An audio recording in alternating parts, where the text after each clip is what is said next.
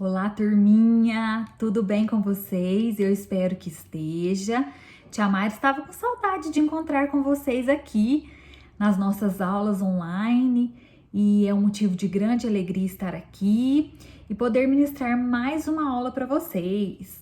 Nós tivemos um período de férias, eu espero que vocês tenham aproveitado para descansar, para curtir com a família e também para colocar as atividades em dia. Foi um período muito bom, eu descansei, renovei as minhas forças para que nós pudéssemos voltar hoje com força total. Hoje nós teremos uma aula de história e nós já estamos no capítulo 6 da segunda apostila de história.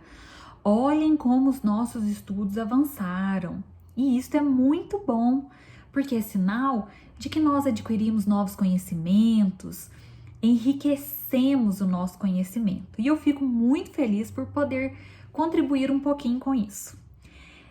Turminha, então hoje nós falaremos um pouquinho sobre os rios, nós continuaremos a falar sobre os rios. No início do capítulo 6, na apostila 2 de História, nós vimos que os rios, desde a antiguidade, eles são de fundamental importância para a construção das civilizações. Nós vimos que antigamente existiram grandes rios que foram muito importantes para grandes civilizações. Nós vimos como exemplo o rio Nilo, que se encontra lá na cidade do Cairo, no Egito, né? E que foi um rio muito importante. Antigamente, as pessoas, elas procuravam as margens dos rios para construir suas casas, porque facilitava a sobrevivência. Quando eles encontravam um lugar à margem do rio para construir as casas, as vilas, as pequenas cidades que se tornaram grandes civilizações, eles tinham a comodidade de ter água próximo. Então ficava mais fácil para plantar, ficava mais fácil para cozinhar, ficava mais fácil para dar água para os animais, facilitava a vida. E nós também vimos lá em geografia que com o passar do tempo, o homem, ele desenvolveu técnicas que tornaram possível o homem sobreviver longe da margem do rio. Hoje não é necessário mais ele encontrar a margem de um rio para construir. Por quê? Porque hoje existem técnicas que são capazes de transportar a água até a cidade. Nós estudamos as técnicas de irrigação, né? Hoje nós temos empresas que fazem esse serviço para nós. Então elas pegam a água dos rios e transportam até as nossas casas. E é daí que o nosso estudo hoje vai se iniciar. Nós iniciaremos hoje na página 18 da apostila de História. Então eu vou dar um tempinho para que vocês corram e abram a apostila para acompanhar comigo. Eu vou fazer a leitura da página 18 e a explicação. E enquanto eu vou explicando, eu quero que vocês peguem um marca-texto, um lápis de cor e que vocês vão grifando, sublinhando as partes mais importantes. Porque na hora da resolução das atividades, eu tenho certeza que isso fará diferença. Ficará mais fácil o entendimento das questões. Certinho? Todo mundo já pegou a apostila? Vamos começar então, página 18, os rios na atualidade. Desde as primeiras civilizações, os rios fizeram parte do desenvolvimento de diferentes sociedades. Atualmente, esse recurso natural continua a ser muito importante para milhões de pessoas que dependem das águas dos rios para diferentes atividades. Então, pessoal, o rio ainda continua sendo importante, só que hoje não necessariamente precisamos morar na margem de um rio, em função das técnicas que foram desenvolvidas pelo ser humano e que permitiram com que nós pudéssemos construir as nossas casas e cidades longe da margem do rio, certo? Mas, de qualquer forma, os rios ainda continuam sendo importantes, porque a nossa água, afinal de contas, vem de lá. O que mudou foi a forma de transportar a água, mas a importância dos rios não foi diminuída em função das novas tecnologias, certo? Então vamos lá. Uma das formas em que nós utilizamos o rio no nosso dia a dia, ainda hoje, e que é de fundamental importância para a nossa sobrevivência, é no abastecimento. Professora, o que é abastecimento? Como assim? Diversas cidades do mundo utilizam as águas dos rios para abastecer suas populações. Até chegar às casas das pessoas, a água percorre um longo caminho. É captada em represas, passa por estações de tratamentos que removem suas impurezas, depois é armazenada em grandes reservatórios e, por fim, é distribuída para a casa das pessoas por meio de canos e tubulações. Eu já até tinha explicado um pouquinho, né, a respeito desse abastecimento. E como que esse abastecimento acontece? Primeiro, eles captam essa água, as empresas que são especializadas nesse serviço. Existem cidades que não têm empresas próprias e esse serviço ele é feito pela prefeitura. Então, eles captam essa água em rios, em represas, que desta represa passa para uma estação de tratamento. Aqui em Varginha nós temos uma estação de tratamento de água em que nós é fácil acesso visitar lá, a gente pode visitar, né? E eles mostram todo esse processo. Então eles captam essa água na represa, essa água passa para uma unidade de tratamento, lá ela vai ser limpa, vai receber produtos, até que ela fique pura, limpa, para que possa ser enviada para as nossas casas. Então, essa unidade, essa estação de tratamento, ela envia essa água para as nossas casas, e nas nossas casas nós vamos usar para as nossas atividades do dia a dia, né? Para fazer os alimentos, para higiene pessoal, entre outras coisas. Em segundo, nós temos outro uso da água citado pelo livro, que é para o transporte. Várias regiões utilizam os rios como via de transporte de pessoas e mercadorias. O transporte hidroviário é um dos mais baratos e pode ser utilizado também para lazer e turismo. Então, existem muitos navios de carga que fazem esse transporte, inclusive para outros países. Nós temos no Brasil o Porto de Santos, que é um porto, um dos maiores que existem no mundo, e que ele recebe diariamente navios do mundo inteiro, com cargas de diversos tipos, né? Por lá também que nós transportamos o café produzido aqui na região. Muito do nosso café que é produzido aqui vai para o Porto de Santos para ser enviado para vários outros países. E não só no transporte, os rios são utilizados também para lazer e turismo, né? Existem os cruzeiros, na região do Amazonas, as pessoas elas pegam algumas escunas e viajam por ali alguns dias, né? Fazem um tour pelos rios, pelas regiões, pelas comunidades ribeirinhas lá no Amazonas, né? Então, além de transportar cargas que são necessárias para a nossa sobrevivência, com alimentação, com combustível, nós também utilizamos os rios para o lazer e para o turismo. Outro ponto que o livro nos traz é a geração de energia elétrica. Essa é muito importante e é bem utilizada aqui na nossa região, né? A água dos rios é utilizada em diversos tipos de produção de energia. No Brasil, por exemplo, diversos rios são utilizados na produção de energia hidrelétrica, fonte de energia mais comum no país. Então, os nossos rios, eles também são utilizados para geração de energia elétrica, né? Nós temos algumas usinas por aqui. Em Itutinga, que é uma cidade próxima a Lavras, nós temos uma usina hidrelétrica.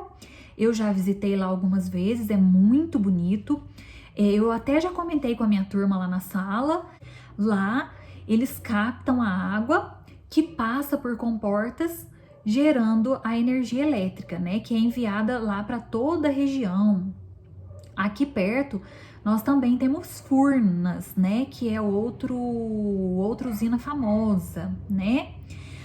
Outro tópico que o livro nos trouxe é para pesca. Muitas pessoas utilizam os rios para pesca também, né? Às vezes a gente esquece desse fator. A gente só vê o peixe lá nos supermercados, né, na peixaria, e esquecem que muitas pessoas sobrevivem desse serviço. Uma das principais atividades econômicas praticadas nos rios é a pesca. Essa atividade pode ser industrial, quando praticada em larga escala, ou tradicional, quando utilizada para consumo próprio ou comércio local. Existem muitas pessoas que praticam essa pesca para consumo próprio, né? São aquelas pessoas que vão por lazer, pescam em uma pequena quantidade. Outros ainda pescam em uma quantidade um pouco maior do que para consumo próprio, que são vendidos no comércio local. Aqui em Varginha nós temos algumas pessoas que fazem isso, elas pescam, mas não em uma grande quantidade, mas em uma quantidade suficiente para vender em algumas peixarias e restaurantes aqui da nossa comunidade. Mas também tem a pesca industrial. A pesca industrial, ela é feita por indústrias, né, por grandes empresas que vão geralmente para alto mar com grandes navios e fazem uma quantidade de pesca muito grande para revender em redes de supermercado, né, em redes de peixarias por todo o Brasil, né? Nós também temos outro tópico que nós já estudamos em geografia, que é a irrigação. A maior parte da água consumida no mundo é usada na irrigação de plantações. Essa é uma das utilizações mais antigas dos rios, que continua a ser praticada até hoje. Em algumas regiões do Nordeste brasileiro, por exemplo, as águas do Rio São Francisco foram responsáveis por permitir o cultivo de diversas frutas, como banana, melão, uva e melancia. Nós estudamos isso bem em geografia. O sistema de irrigação, ele é muito utilizado e é ele que torna possível as grandes plantações que nós podemos ver hoje em dia. É através do sistema de irrigação que nós podemos hoje cultivar grandes áreas. Nós temos propriedades gigantescas de plantações e essas propriedades, elas utilizam sistemas de irrigação. Na página 19, nós temos o Para Ir Além, que é um texto que vai nos chamar a atenção para a poluição marítima. O que é isso, professora? A poluição dos mares, né? Poluição marítima. Então, acompanhem comigo. O que os rios têm a ver com isso? O que será que o rio tem a ver com o mar? Eu já falei isso lá na minha sala, minha turminha vai saber responder. Mas quem não estudou comigo, né, vai descobrir agora. Confiram comigo então, turminha. Todos os dias, milhões de quilos de lixo e outros poluentes são lançados nos mares e oceanos. Infelizmente, não queria dar essa notícia para vocês. Com isso, tem se tornado cada vez mais comum as notícias de praias sujas e peixes contaminados. É muito fácil, se nós acessarmos a internet ou quando vamos às praias, a gente vê que o ser humano ele tem pouco cuidado de um recurso natural tão importante que é a água. Mesmo a água do mar sendo salgada, ela é um recurso importante, muito importante. Nós utilizamos para transporte e para várias outras atividades. E o homem não tem cuidado. Muitas praias que a gente visita são praias imundas no final da tarde, as pessoas não recolhem o lixo e todo aquele lixo acaba voltando para o mar, né? E contaminando assim os oceanos. Grande parte dessa poluição é formada por resíduos industriais, esgoto doméstico e lixos sólidos de diferentes tipos. Garrafas PETs, pneus, latas, sacolas plásticas, canudos, que são descartados de modo incorreto. Mas de onde vem todo esse lixo e como eles chegam nos mares e nos oceanos? Será que é só o lixo da praia que chega nos mares e oceanos? Nós vamos ver que não é só esse lixo da praia não, aquele que os turistas deixam lá na praia. Viu? O lixo ele chega também por outras formas lá nos mares e nos oceanos. Segundo a ONU, Cerca de 80% da poluição marinha vem das cidades. Olha que dado interessante. Chama a nossa atenção para que nós possamos vigiar mais, né, turminha? Esse fator é um fator que nós podemos vigiar e contribuir para que ele não aconteça, né? E os rios são responsáveis por transportar esses resíduos. Então, o rio, ele transporta esses resíduos que são descartados nas grandes cidades, né? As garrafas, os pneus. E os rios transportam esses resíduos até os mares. Porque as águas dos rios, elas desembocam, os rios, eles desaguam nos mares, né? Então, eles levam consigo toda essa sujeira que o homem joga nas grandes cidades. Como a grande maioria dos rios deságua no mar, durante os períodos de chuva, os lixos descartados incorretamente são carregados até os rios e seguem um longo percurso até serem despejados no litoral. Então, todo lixo que está na rua, que as pessoas descartam, tem pessoas, a gente vê de vez em quando alguns vídeos, né, que circulam pela internet, de pessoas que descaradamente vão nas margens dos rios descartar lixos.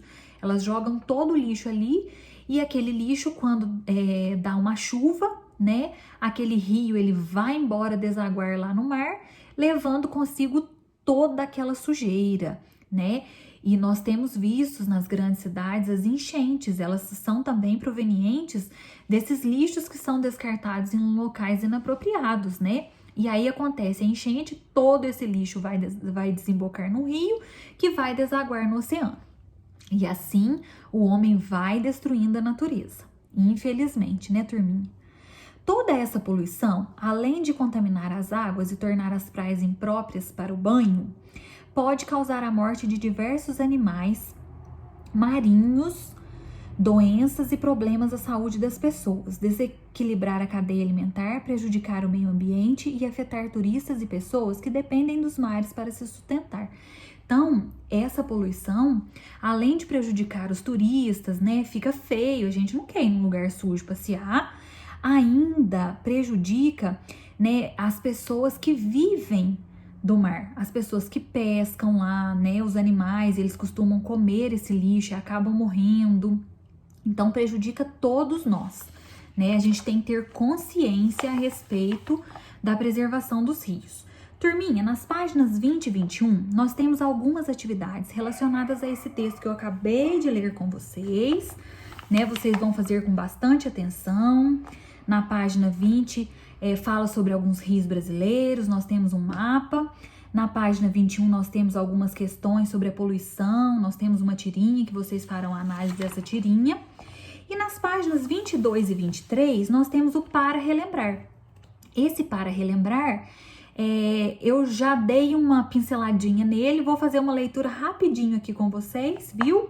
Neste capítulo, você estudou que, desde o passado, os rios são recursos naturais de grande importância para seres humanos e suas águas são utilizadas de diferentes modos. Vamos relembrar? Ao ocupar terras férteis, às margens dos rios, os primeiros povoados puderam praticar a agricultura e a pecuária. Foi o que eu expliquei no começo do vídeo.